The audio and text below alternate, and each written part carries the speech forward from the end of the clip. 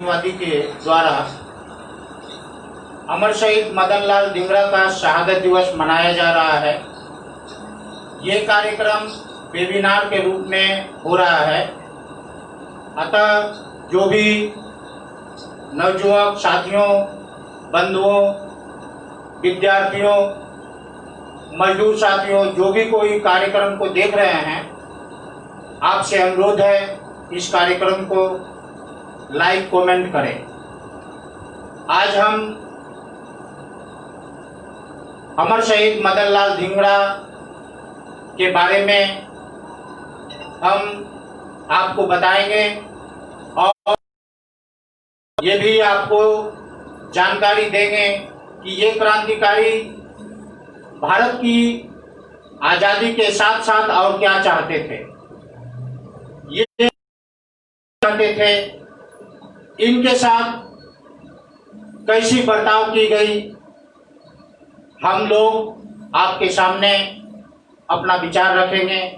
साथियों, सबसे पहले तो हम ये आपको बता दें, जो आज यहाँ तस्वीर रखी हुई है मदन लाल धिंगरा की, यहाँ आप देख रहे हैं, इनके तस्वीर पर किसी तरह का कोई माल्यार्पण नहीं किया गया है।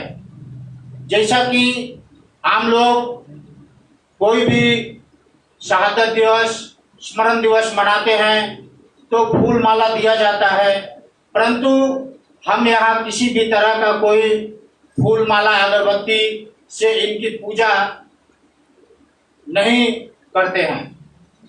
इसका कारण है, साथियों, भारत की आजादी के लिए जो भी क्रांतिकारी, वास्तव में क्रांतिकारी जो भी अपनी शहादत दी, उनका लक्ष्य और उद्देश्य पूरा नहीं हुआ।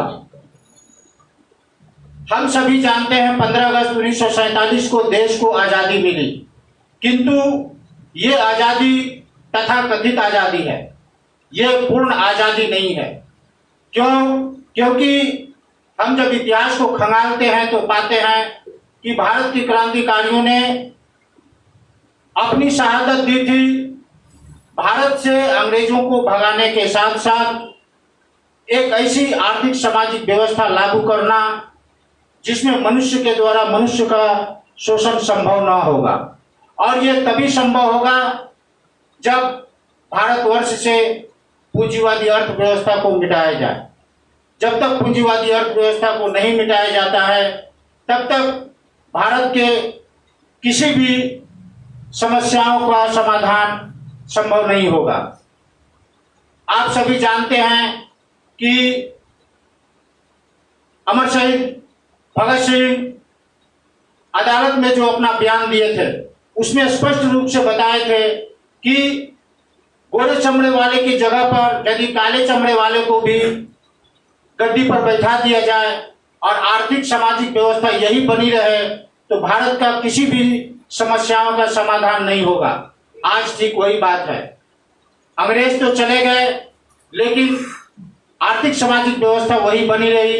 यही कारण है कि आज भारतवर्ष में गरीबी, बेकारी, भुखमरी बढ़ता ही जा रहा है, शूषा के तरह अपना आकार बढ़ाता ही जा रहा है। कोई भी प्रधानमंत्री हो, कोई भी किसी भी पार्टी की हो, इस समस्याओं को हल नहीं कर सकता है।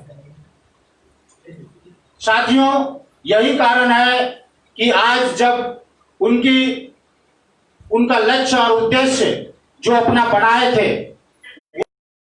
का पूरा नहीं हुआ। यही कारण है कि हम लोग भी, हम भारत की क्रांतिकारी समाजवादी पार्टी, मार्क्सवादी, लेनिनवादी, हम भी उनके रास्ते पर चल रहे हैं। हम ये चाहते हैं कि भारतवर्ष आज ब्रिटिश दास्ता से तो मुक्ति पा लिया, परंतु पूंजी की दास्ता उसी तरह बरकरार है। जब तक पूंजी की दास्ता को हम नहीं मिटाते हैं, भारत के अमर शहीदों का लक्ष्य पूरा नहीं करते हैं, तब तक इन पर माल्यार्पण करना एक तरह से इनका मजाक उड़ाना है। ऐसे भी कविता में लिखा भी गया है, फूल क्या चाहता है।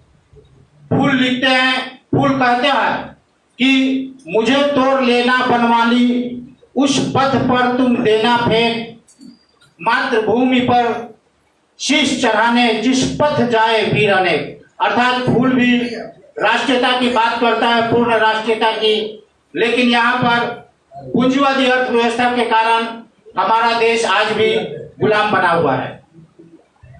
साथियों, मदन लाल धिंगरा का शहादत दिवस है, अतः मदन लाल धिंगरा के बारे में थोड़ा सा बता देना आवश्यक होता है। मदन लाल धिंगरा पंजाब के दित्तामल के घर में जन्म लिए थे। ये दित्तामल जी बहुत संपन्न हिंदू घराने के थे, किंतु मदन लाल धिंगरा की मां जो थी राष्ट्रीय भारतीय संस्कार से परिपूर्ण थी। भारतीय संस्कार परिपूर्ण होने के कारण मदन लाल धिंगरा के अंदर उनके मां का संस्कार कूट कूट कर भरा हुआ था, जबकि दित्तामल जी उस समय के सिविल सर्जन थे और अंग्रेजों के बिल्कुल अंग्रेजी दास्ता में भिंगे हुए थे, रंगे हुए थे, जो मदन लाल धिंगरा को किसी भी तरह स्वीकार नहीं था। मदन लाल धिंगरा शुरू से ही राष्ट्रीयता के रंग में रंगे हुए थे। अतः जब मदन लाल धिंगरा भारतीय क्रांतिकारियों के साथ अपना हेल मेल बढ़ाने लगे, उनके पिता ने उनको घर से निकाल दिया। घर से निकाल देने के बाद मदन लाल धिंगरा का जीवन यापन करने का उनके ऊपर एक विकट समस्या खड़ा हो गया, लेकिन मदन लाल धिंगरा घबराने वाले में से नहीं थे, क्योंकि उनके अंदर क्रांतिकारी भावना थी। अतः मदन लाल धिंगरा पिता के सामने झुके नहीं, बल्कि क्लर्क में एक जगह क्लर्क की नौकरी की। उसके बाद कहते हैं कि तांगा भी खींचा और फिर मजदूरी भी की, लेकिन मदन लाल धिंगरा को तो यह सब पसंद था नहीं। मदन लाल धिंगरा आगे बढ़कर क्रांतिकारियों के लिए कुछ करना चाहते थे। वे अपने बड़े भाई के सहयोग से इंग्लैंड गए।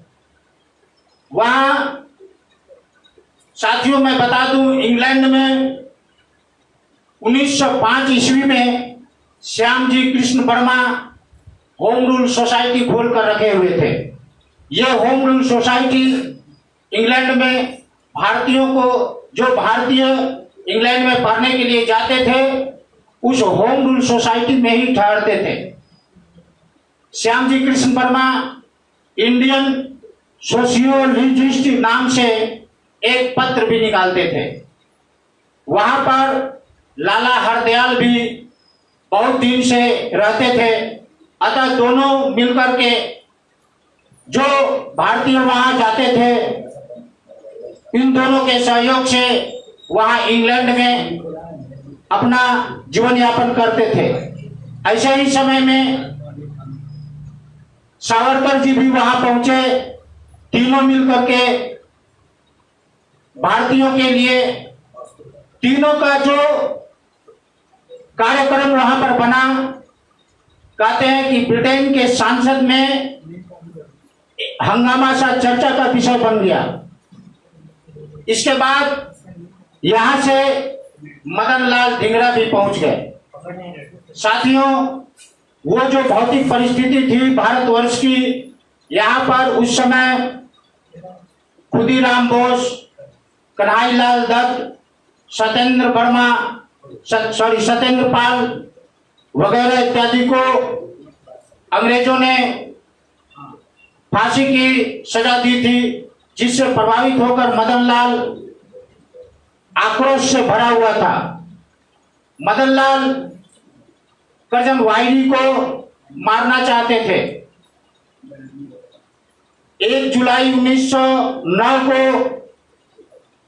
इंडियन नेशनल एसोसिएशन में एक कार्यक्रम रखा गया था।